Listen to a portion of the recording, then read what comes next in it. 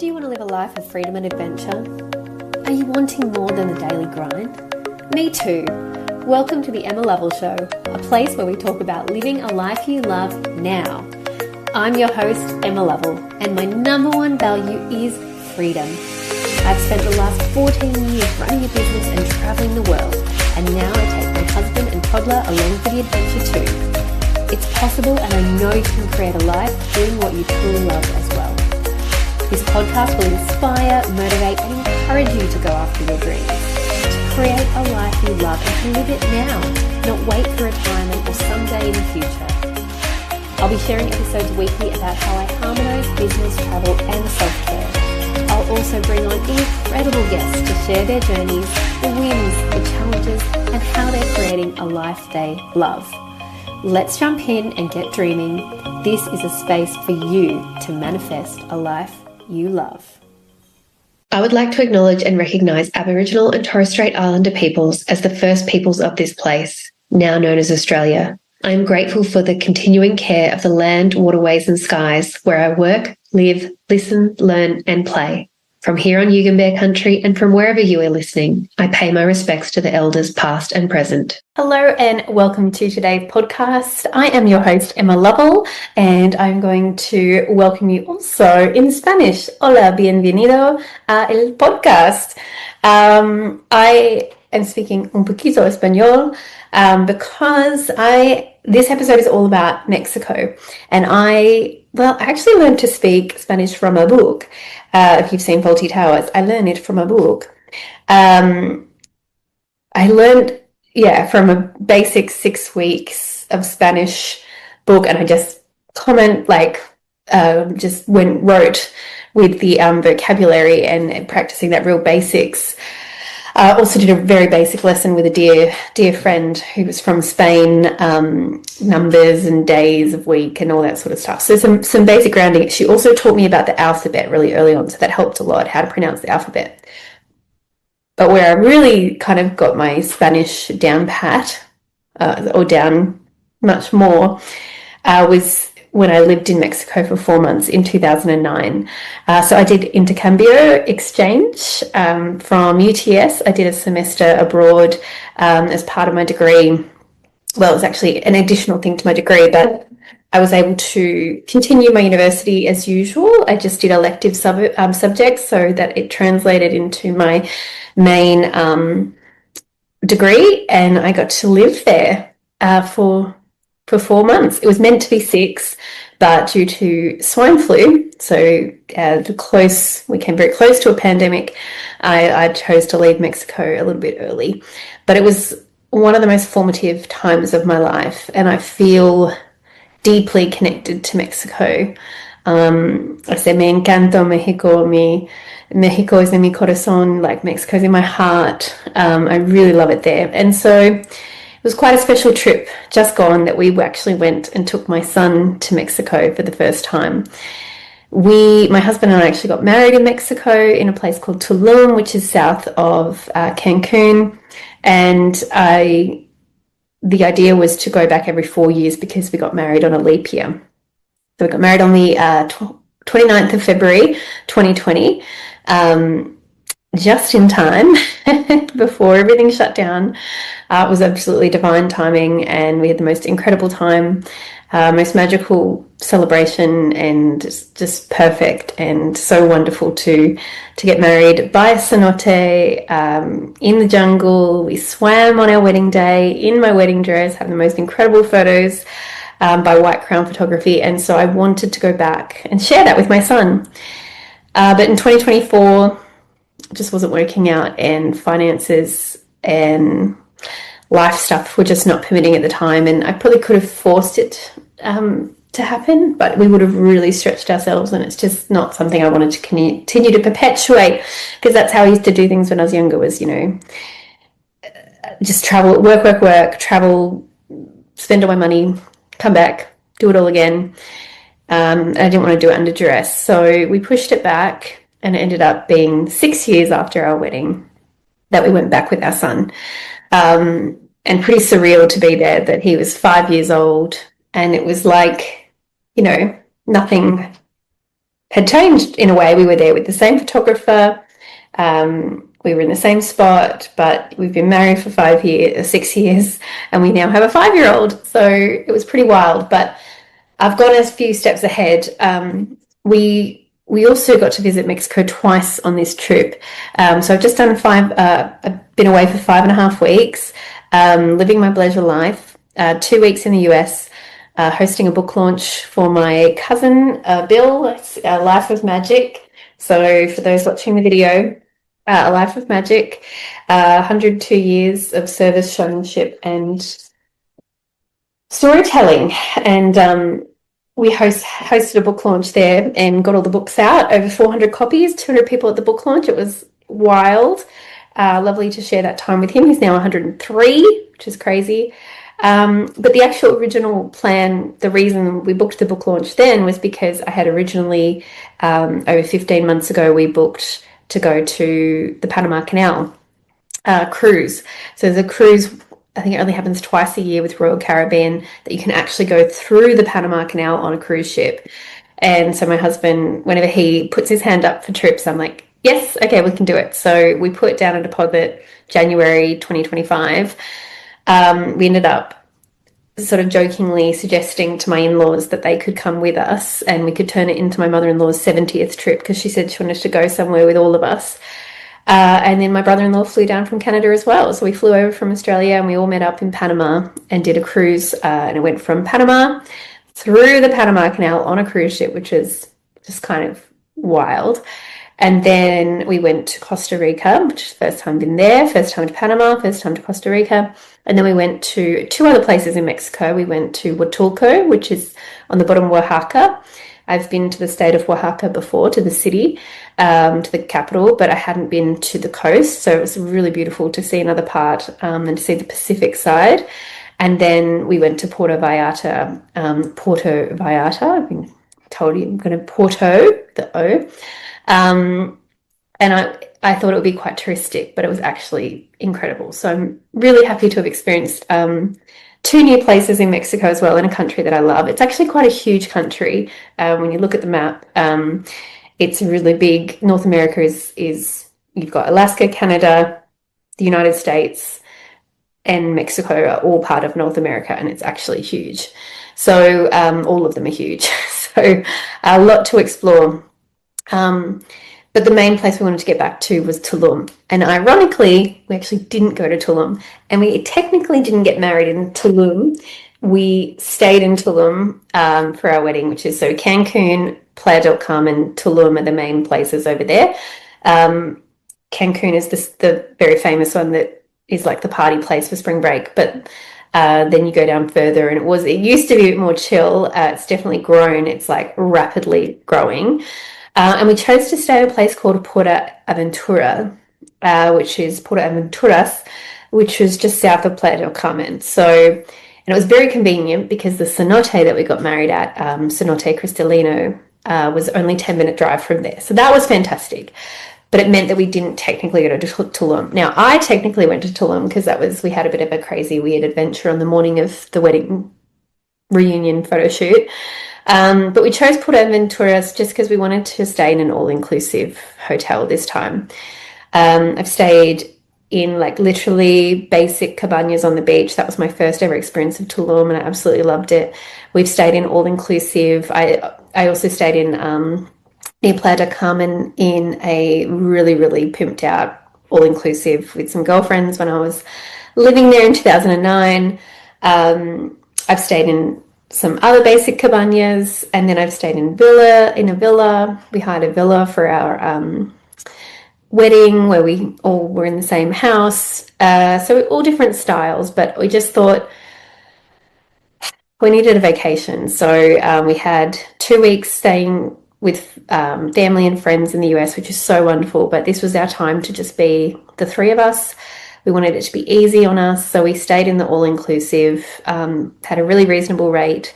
I did look at one very near to my friend in Playa del Carmen, or Playa Car, where she's living, the wonderful Mel from Vida Sana Retreats. So it was great to catch up with her. I only knew her by phone and by social media. So she's an Australian living in Mexico and gave me some great advice about the area and how much, it's changed so much in 6 years. So like, where would we stay? But I also the idea was to go and look at some retreat venues and to talk with Mel about the realities of hosting a retreat in Mexico. But you know what? Unrealistic as always. We had 5 full days, so 6 nights, 5 full days in Mexico. And the time just went. And what I wanted to talk about on this episode, that long, long, long lead in, was how sometimes our expectations are not the reality. And what I found on this trip initially was that I was finding a disconnect with the Mexico that I know and love. Now, part of that can be due to it's been 6 years since I was there. There's a lot of development, there's a lot of change. We unfortunately had a very horrible entry into Mexico because there's this well-known thing that I had completely forgot about from last few visits. I remember we had a horrible experience with a car rental, but I think we thought it was the basic company. Turns out it's all car rental companies, especially in Cancun, but in some other places. And so just buyer be warned. I used an aggregating website that I love, that I use all the time all over the world. But unfortunately, they don't warn you about this. They say that you need this insurance, and it wouldn't matter if you bought insurance through the website. So you see this great rate of like the car is going to be like $150 for 5 nights, which you might be like, Emma, it's too good to be true. But prices are different all over the world, and so you can get really great rates. Like, I mean, I've been getting 2 or 3 days car rental sometimes in Melbourne for $80 these days. It just changes. So it looked like it was great. It's like, great, we'll just get the car. It's much easier than having to like kind of deal with taxis and things. But then we got there and they wanted us to pay. Well, they just basically said we had to pay insurance, and they're very intimidating and very pushy, and it's unfortunately, a well-known sort of scam, or like they say that it's their terms and conditions, but basically sort of force you into buying these really expensive insurance policies. So we went from planning to spend $150 on the car to spending $600 US, which is 900 Australian dollars. So it was like a really rude shock, very like confronting. I don't like having to get upset. I was speaking in Spanish and English, and my husband was trying to deal with it, then I had to deal with it. And so just not a nice landing. So unfortunately, I think that put a bad taste in the mouth. I know we won't be hiring a car there in the future. Got some friends who have some drivers and things like that. So, just buyer be warned for Cancun, Mexico. And then we got to our place and I was happy with that. Great pool, kids club, beach. But I also knew what I was in for. And I was like, there's a certain type of holiday that is an all-inclusive holiday, and there's a certain type of clientele that want that holiday as well. And we wanted that ease. But the problem is you do feel a little bit removed from the culture. But I mean, it is quite, I mean, I live myself in a holiday destination. We live on the Gold Coast. It's very known for being a holiday place. There's always a local side, and there's also sort of the more visitor side in a way. So what I really enjoyed was like just walking from the hotel. I found a marina. I walked to these little shops, like just talking to the people at the shops. Like I love getting to flex that Spanish muscle. I like to just speak. And I met the most amazing woman. Her name was Emma, funnily enough, Emmanuel. She was at the reception desk, and we just got on like a house on fire. We had some beautiful connection. There was another woman there. We just had a great chat, talked about being an author, all these things. So then I was like, oh, okay, I love this. I love being connected to the Mexicans. But the hotel staff in some of in the restaurants and things were a bit like, I don't know, maybe worn down because they're so used to it. And it's just like they just pump out food, they pump out drinks, they just, do activities. So I found in a way they were just kind of going through the motions sometimes. Whereas I was really wanting that connection. I want to talk to them. I want to, but to them I just look like another white tourist. And sometimes I do say no soy gringa or no soy gringo. I'm not an American because that's what they call, with no disrespect to my lovely, wonderful American friends, but they do have this sort of stereotype of they go there, they go to Cancun and the type of holidays they have. So maybe I'm just I'm sounding like a spoilt, no, I'm sounding like a elitist tourist or traveler. I'm a traveler, not a tourist. But I signed up for that. I signed up for that. So I totally own it, but it just made me have a bit of a disconnect. I also found that I was really tired when I got there, which is totally expected after a very big emotional time with my cousin, launching a book, all that it took to get there. But it took me until the last day we were in Mexico, maybe even the day that we flew to Colombia from Mexico, to realize why I was so tired also. And that's because I was thinking twice. I was speaking twice every single day, because when you are speaking, and like, I just have so much respect for people who are bilingual or multilingual, but when you're acting as a translator, or just trying to interpret, it's really tiring. And what was wonderful was, as soon as we landed, my brain switched to Spanish. And even at the immigration, I was speaking in Spanish, and like, it was really sweet. It makes me emotional. But my husband like looked at me, he was like, impressive. And he's seen me speak Spanish and he knows I can and everything. But like, I felt proud that I've kept that muscle like going, because it's 2006, 26. It's been 17 years since I lived in Mexico, and I've traveled to many countries around the world that are Spanish speaking. And it's such a blessing because you can find Spanish speakers. It's the second most widely spoken language in the world. If you think about all of the Latin countries, Latin American, Latin speaking countries, they're very widely spread and the population is huge. So there is a lot of opportunity to meet people who speak Spanish. It's a really lovely bridging language because Italians can understand Spanish. Sometimes like French, they might not speak English, but people who speak French could speak Spanish as well. So I found that there's so many times in my life it's been such a blessing and a help, and people appreciate it. And I just got such a new level of respect for people who can speak two languages or are required to speak a language that isn't their own. And we are very blessed, but also sometimes entitled, that most people, English speakers, people will speak to us and we don't have to learn. So I just think I just really try to pay that respect of at least always learning a few words in the country that I'm in. But if the language of that country is Spanish, then I'm going to speak Spanish as much as I can. And I forgot how tiring it is. And what was really cool though was also like, one of the cool like steps when you're learning a language is that you start to think in that language, because when you're initially learning, you're just translating. So you're saying, I want a coffee, and then you're going, yo quiero un café. So you're just going, how do I say it in those words, when there's actually different phrasing. The way you like phrase sentences and structure sentences is different in other countries, or you have these different, it doesn't, I love watching movies where the subtitles are Spanish, and I know the movie and maybe they're dubbing it in Spanish and then they're doing the English, and I'm like, no, the meaning is the same, the sentiment is the same, but the words aren't the same. Or I'm like, oh no, that doesn't really mean that. That's not expressing it. So it's fun to see, but I was tired. And I had a really cool thing where I started to think first in Spanish and then translate into English, which was very weird.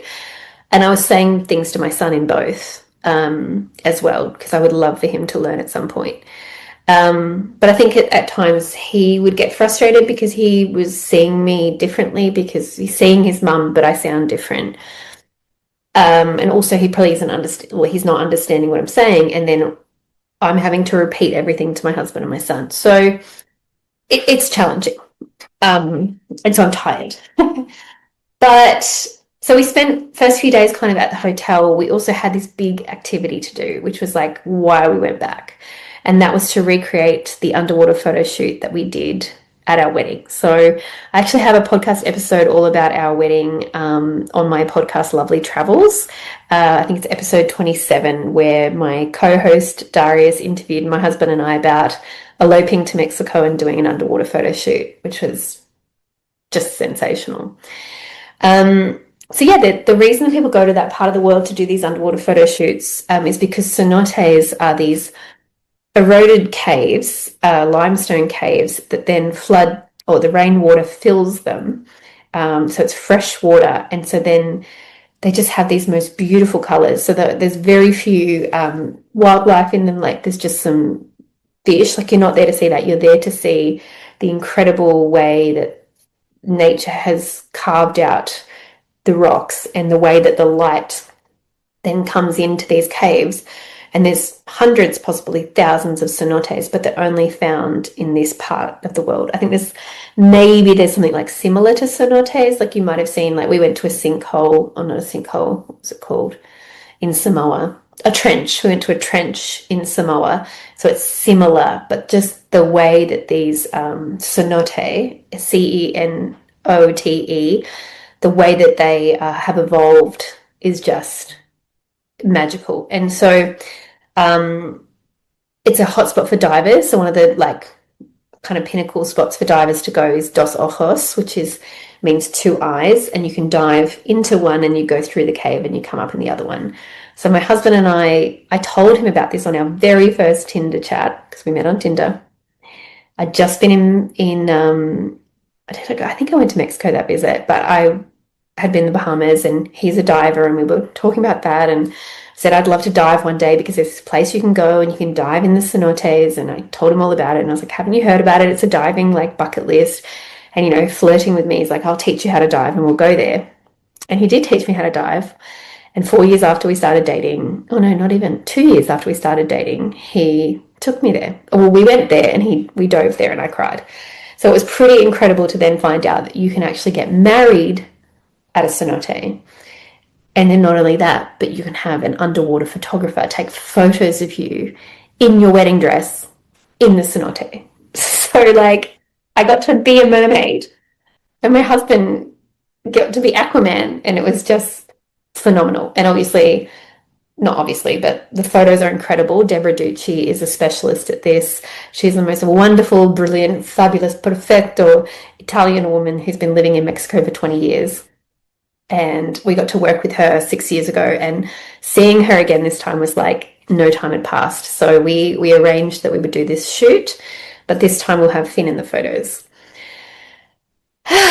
So the morning was a bit crazy, and this is where then some of those I had forgotten, because I love Mexico so much, but I had forgotten sometimes the frustration of the bureaucracy there and the operation there. And that's any country, there's just different ways of doing things. But Portaventura has this entrance, you have to have a QR code to get people in. And so I talked to my hotel about my makeup artist coming. I told them somebody has to come, and they said, I need the QR code. And they said, no, just call in the morning and tell us the details. So anyway, I call in the morning, told me, okay, get to the front desk. And they're like, no, we're not letting her in. And the woman's saying, they're not letting me in. I said, but I've given the details, I've given the car. Anyway, they eventually come around, they're like, she can come in, but she can't come to your room. So she can only come to the foyer. I'm like, I'm not getting my hair and makeup, or I'm getting my makeup done in the foyer. And then they said, okay, she can come in the gate, but they wanted an extra 3,700 pesos, which is I don't know, another $80 or $100 or something, or maybe 200. It was just, I was so angry. I was like, I asked you about this yesterday. I talked to you about this. You never said that this, they weren't allowed in the hotel. They weren't allowed in my room. They weren't allowed past the front, and that you're going to charge me $80 or $200 for the privilege of that. And apparently it's happening a lot with vendors over there. And I was so furious. So I was like, stuff that. I said, I'm coming in the front. And I said to her, are you okay with it? Let's do the makeup in the car. And she's like, okay. And the funny thing is that for our wedding, we had to get blood tests. So this is, again, weird bureaucracy. You have to get, in some states of Mexico, you have to get chest x-rays to prove that you don't have tuberculosis. And then I think it's HIV. So you have to have blood tests. So in order to have a marriage license, so our marriage certificate is Mexican. Like we're fully legitimately married, and it's internationally and Australian recognized. But we have a marriage certificate from Mexico. We had to have blood tests, and I was like, well, I don't really want to go. Like, we're trying to have a chill out before our wedding. I don't really want to have to get up to Playa del Carmen. So the wedding celebrant came to us in a car with a nurse, and we did blood tests in the back seat of the car in Mexico. So then I was like, well, checks out then that for the reunion or the redo of the photo shoot that I'm going to get my makeup done in the back of the car. Just felt very Mexico, and I was like, whatever. So anyway, we pull up, we find a place to park. The makeup artist opens the trunk of the car, the boot of the car, and she's like, and there's nothing in there. She's like, and I was like, it's just, she's like, oh my gosh, oh my gosh. Turns out she'd left her entire makeup kit at the hotel the day before doing someone else's makeup. So when I said I didn't get to Tulum, actually, I did end up going to Tulum because we then had to drive, me and the makeup artist, to Tulum, 40 minutes away, pick up the makeup and drive back. I was just, by this point, we were also still having trouble with the gate. We'd hired a nanny for the day to help us with the photo shoot, just in case Finn got cold or was like needing entertainment. So she couldn't get in the gate either. Matt was trying to deal with Finn, trying to pack the bag. I wasn't going to be able to come back. It was just very stressful, a lot more stressful than our wedding day. And I think for future, I would not want to stay in one of those gated places. They're just very, very strict. And so like any of your all-inclusives as well. And then we went to visit our friend. We went to visit our friend the day before in Playa Car, and they were so strict about, we had to have the QR code to get in. Like, I think, yay for the people living in there that it's, a gated community, but very hard to have visits and very frustrating to get in and out of the place. So it does force you to kind of end up just staying there and just like, I just don't want to do anything. So I think next time we would stay somewhere where just a bit easier access and not so structured. So anyway, we got back, we pulled up near a petrol station and a subway, 8:40 in the morning, 8 o'clock in the morning. She does my makeup in 20 minutes. I look phenomenal. She's amazing. So cool. Done. Sorted. Matt picks me up with the nanny in the car now, Finn, and we drive 10 minutes to the cenote. Just, it's always got to be an adventure, and I'm just, you're just going there like, why don't we just have a holiday? Why have I got to do this thing? But to get there and to be at that cenote and to show Finn where, I want to cry now, where mummy and daddy stood and got married. Like, it was just surreal. It was so weird. It was like the day, like no time had passed. Like, we'd just been there the day before. But we have a child now. And it looked the same. And so, yeah, Finn was really excited to do the photos, and we did some out of water photos, which was good. I was very reluctant to do that because I just wanted to get him in the water before he got over it. But as soon as we got in the water, he was quite cold. He did well going down. So what we do is you go 1, 2, 3. You all go down just under the water surface. You breathe out. So you, if anyone watched the video, so you breathe in, breathe out all the way, so that you're not going to puff your cheeks and go, and then you smile and hold your breath, but you're not swimming, so it's not as hard. You just literally duck down, stay as long as you can, come up. But the timing is that it's me, my husband, my son, all going down at the same time, all holding the breath at the same time, all smiling at the same time, all looking at the same time, and then the photographer. And I'd sort of forgotten, because I guess we were doing more like a family posing at the start. Once we went under, the magic of the photos is that it's like you're just kind of under there. But I was like, we were all like kind of looking at the camera and posing, and I was like, no, this is looking weird. So I had to I had to remember we had to look at each other and look lovingly. But it's a bit more complicated with 3 people than it was with me and my husband on our wedding day, completely in love, glaring at each other and being like, this is incredible. So I kind of knew too much in a way. And then we had the light person as well. So then Deborah's partner was there holding the light. So we actually had 5 people trying to all coordinate to go under the water at the same time. It's quite miraculous, really. So Finn did really well, but wanted to get out soon after. One of the fun things that ended up happening was I just the friend Ian, he said, oh, not the friend, the partner Ian said, oh, you should you should go and jump off that rock. People were jumping off a rock, and I was like, ha ha, he's 5, like good distraction. Anyway, at one point he really wanted me, and I was already doing. I changed dresses twice. Deborah was having a lot of fun with me, being the mermaid and just getting different shots and just being artistic. But Finn just didn't want a bar of it. We had the nanny there, but Finn just wanted mummy, of course. So he literally at one point like swam into the water to be with me. Then he sat with Deborah's partner who was holding the light, and then we told him about the jumping off the rock. So then I'm posing, doing these poses, trying to like focus, flick the hair, look at the camera, look away, float the dress, breathe, don't puff. And then my son is jumping off a rock, and he jumped like, it was like a 4-meter drop or something. And he and Matt did it, and he had so much fun, and he's so adventurous, and it was amazing, but it was like just so surreal. So anyway, it turned out to be a wonderful experience, which I knew it would. Exhausted after. And yeah, felt really great to be back in touch with Mexico. And we went to a cenote another day. But all of this to tell you the story. And I think it's wonderful to have a reason to travel. And we had that reason to go back to Mexico. And we had that purpose to get those beautiful photos and to share that moment with my son and to show him a really special, important place to mummy and daddy that, you know, we've been to twice now. And I would really, really happily, I would love to live in that area for a few months, not forever, definitely something that I've thought about before. But I guess I've always said I wanted to live there again, but I didn't think indefinitely, and that really confirmed it this time. I'd love to go and stay there for 3 months. We have a visa that allows us to do that. I'd love to go and spend 3 months in Tulum. I really love the energy down there. So I'm glad we visited Venturas. I'm glad we did the all-inclusive for this trip. It served us, but I really want to live like a local.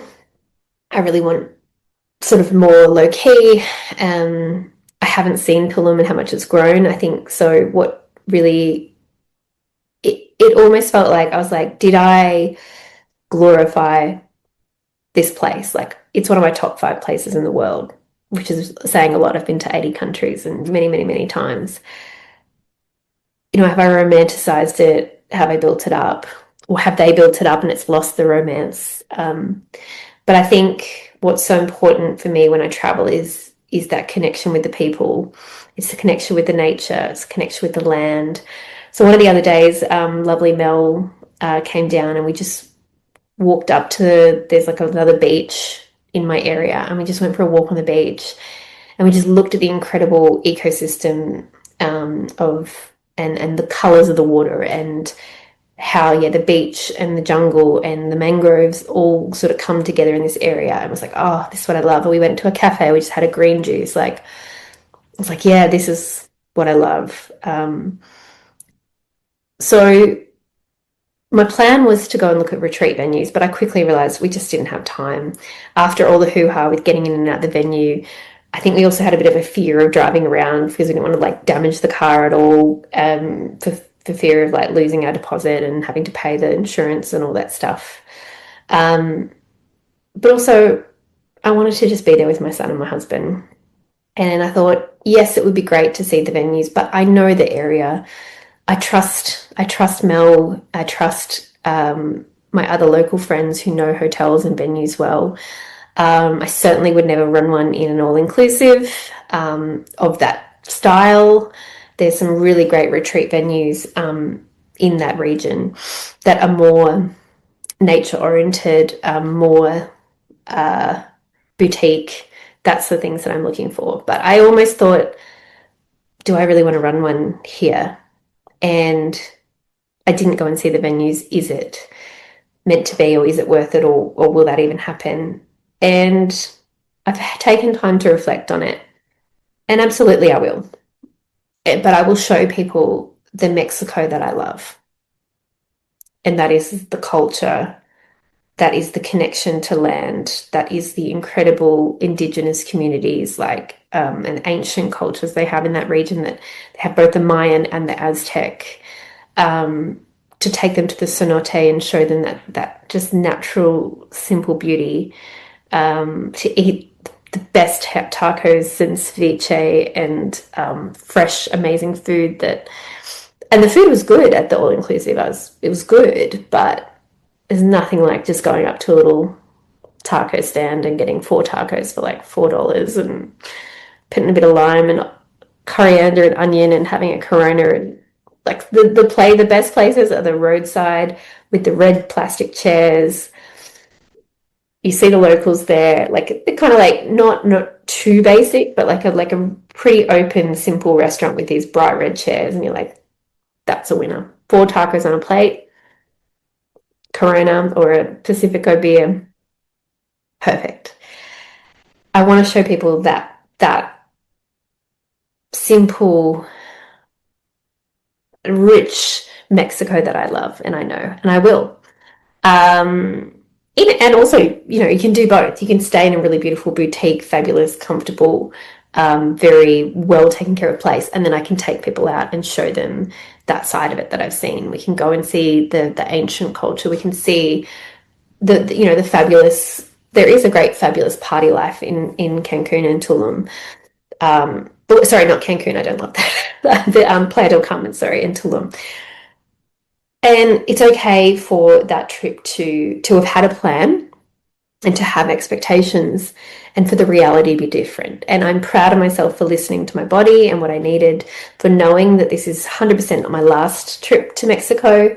It's definitely not my first. It will not be my last. And I see myself, we went twice more to 2 different parts on that trip. Like I see myself spending having many more visits, many more experiences and adventures in Mexico.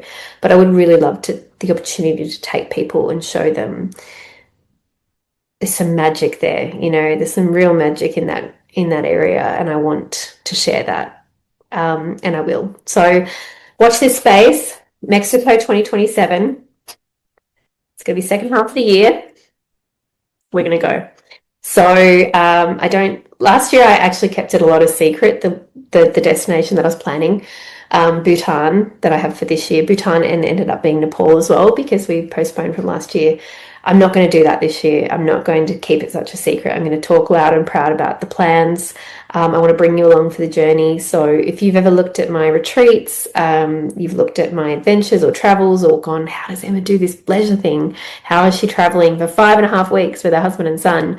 And how's the business still operating? Well, that's Bleisure. And that's what the Bleisure Life retreats are all about. They're finding what you want to do, what your harmony is, going to an incredible place, feeling connected to the place, to yourself, to others, and then deciding what you want and going after it. And so I decided I wanted to meet a person and take him to the cenotes and have him teach me how to dive, and I did that. And I decided I wanted to get elope to Mexico, and we did that. And I decided I wanted to take my son back, my child back one day, and I didn't even know who that child would be at the time that I declared that. And then here he is, beautiful little Finn, and he came and he dove the cenotes with us. And so I'm going to declare it. We are going on a retreat to Mexico. It will be in beautiful Tulum and around that region. You'll get to experience the magic and the reason that I love this country so much. And you get to decide what you want for the future and how to live a life you love now and onward. So that is Mexico. That was just some of the reflections I had. I wanted to share that because sometimes I think you see only the highlight reel, you see only the fancy pictures, or only the rants, but there are ebbs and flows, and there's a harmony in the experience. And so it's really nice to debrief with you. If you'd like to know any more about how I live this Bleisure life, or how you can work with me, head to my website, emmalovell.au. If you are interested, I do have a course as well called the Bleisure Life Plan, where you can start to do this work already. Otherwise, we can do it in person on retreat in fabulous destinations as well. So thank you for listening. Gracias. Buen día. And until next time, hasta luego. Thank you so much. Thank you for listening, lovely one. I hope this has inspired you to dream big and start creating a life you love today. If you love what you're hearing, don't forget to follow and rate on Spotify, and rate, review, and subscribe on iTunes. It helps other awesome people to find this podcast and get motivated and inspired as well. Want to stay connected? Come and join the Live a Life You Love group on Facebook, or connect with me on Instagram, emmalovell.au. The same as my website, but all the details are in the show notes, lovely. I'll see you next episode for more inspiration, motivation, and freedom seeking. Now go out there and live a life you love.